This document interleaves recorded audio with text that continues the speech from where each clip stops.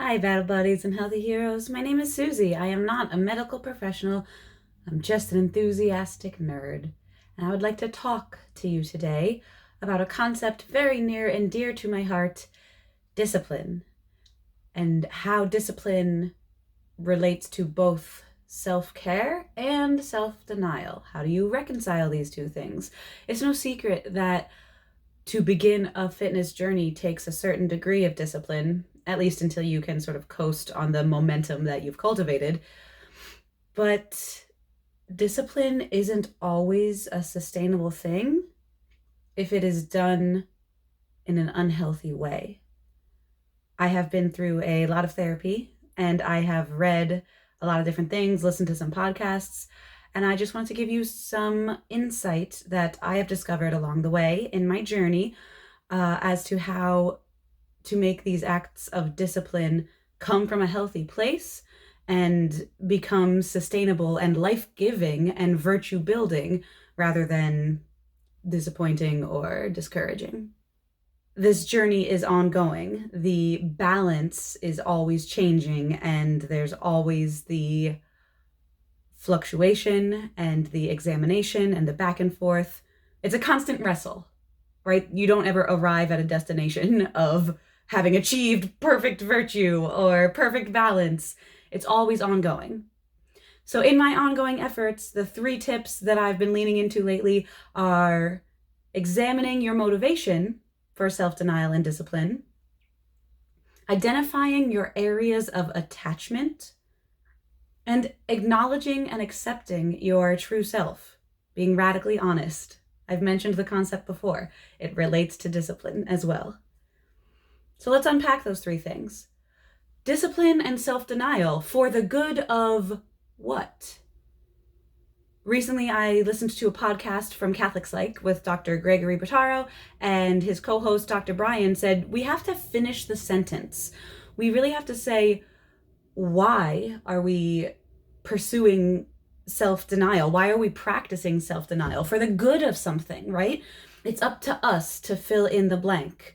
And there is a spectrum there of common pitfalls. At one end, you could fall into the issue of pride or self-importance as your sense of motivation for why you're so disciplined. If you're showing off how austere you can be and you have this sense of personal accomplishment and you want to show it off, that's one end of the spectrum of pitfalls for motivation. But on the other end of the spectrum, this is where I normally end up, is a sense of shame or even self-loathing that you must do these disciplined acts of self-denial to prove your worth or to earn love or to earn respect or esteem because you're unworthy otherwise. And neither of those motivations are virtue-building motivations. So examine why you're doing what you're doing as an important first step, and make sure your perspective and your behaviors and your actions that come from your perspective are all in line with your morals and your priorities.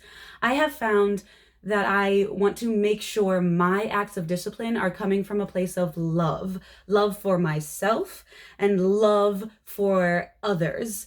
My acts of discipline can allow me to care for myself in a way that makes me more able to sacrifice and serve others.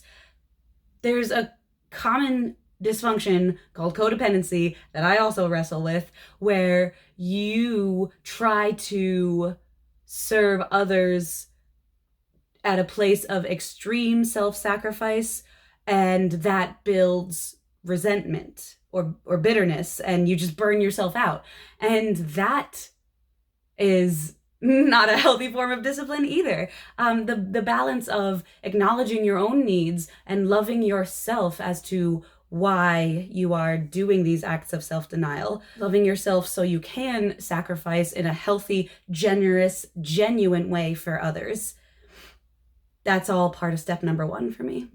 Step number 2 is acknowledging where your attachments are to see what you need to overcome. Self-denial and discipline can be tools that you cultivate for mastery over your own circumstance. If you find yourself stuck or attached or highly prioritizing something that is so pivotal to your sense of identity or the importance in your life that you must behave a certain way to appease said important thing, then you're not truly free. This concept of true freedom, of being free from impulses and free to make choices above and beyond whatever strong desires you may have, whatever charged emotional state you might find yourself in.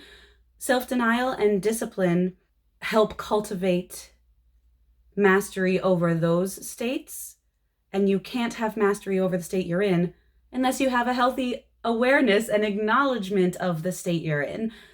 Find what you're attached to, find and identify what brings up the strongest feelings, like anger, grief, indignation. For example, I used to consider myself a very frugal person, and I almost was proud of how wise I was with money.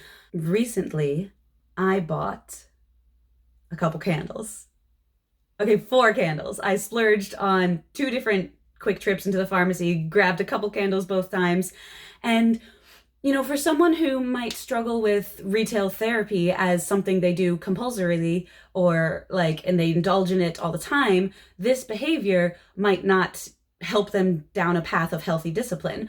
But for me, I grew up for whatever reason, with all the baggage of being scared of frivolous expenditures, or I would be so upset about using too many paper towels, or I would lose sleep at night because my husband bought the brand name cereal. What was he thinking? Or I would yell at my poor mother who was trying to give me gifts, bought me a new pair of running shoes, and I was like, my old shoes work fine, you don't need to waste this money.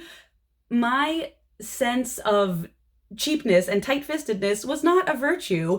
It was compulsory. It was, in fact, detrimental to what healthy self-denial is. And so for me to take these steps to splurge on a couple extra candles, like $8 for that red one, it's not a huge bank-breaking thing, but it's a healing step for me to take because it's identifying my attachment to money or my fear of spending and allowing me to acknowledge that my own peace and relaxation and enjoyment is valuable. And that's how discipline and self-care can kind of work hand in hand. You see, they're stemming from a similar place of introspection. I want to emphasize that there's no one answer. There's not a single formula that will tell you the truth of where your attachments are, or what your journey needs to look like, or which actions you should be taking to cultivate discipline and apply appropriate self-care. Because all of us have different baggage. We have different attachments. We have different things that make us feel charged. And so we can't pretend like it's a formula that can be applied to everyone. It's all about introspection and self-discovery. And lastly, the third point is about accepting yourself, being radically honest. And the quote I love to use for this one, I've used many times before, is control the controllables. Part of self-care is surrendering to the truth that you can't control how you're feeling. You can only notice how you're feeling and choose how to react to it. Self-denial is healthy, but it has to start with radical honesty. You have to acknowledge what you're actually feeling, what you wish would happen, what you're desiring, because what's unhealthy is repression. If you are coming from a place of repression, pretending that you're not feeling something, pretending that you don't have this desire, pretending to feel or be something that you're not, ignoring your own comfort levels, ignoring your own needs, that's repression, and that's unhealthy. Self-care, and in fact, self-denial, has to come from a place of honestly acknowledging those things. You're not denying yourself anything if you're pretending it doesn't exist, right? You have to acknowledge that there is something there, that you do wish it could be a certain way, that you do want certain things or desire a certain level of comfort. And when you are at peace with that radical honesty with yourself, you can then choose what level to temper yourself with and to moderate yourself. It can't come from a place of complete self-loathing where you pretend that you don't have any needs. We all have needs, and we all deserve some level of comfort. Self-denial is only truly meaningful when you are honest about how you feel.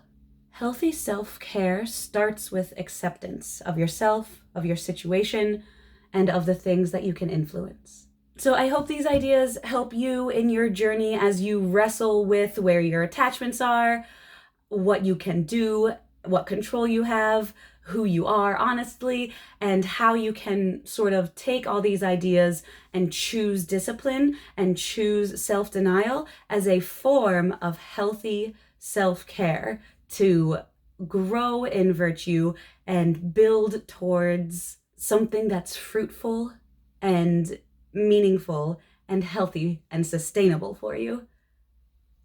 Thanks for watching.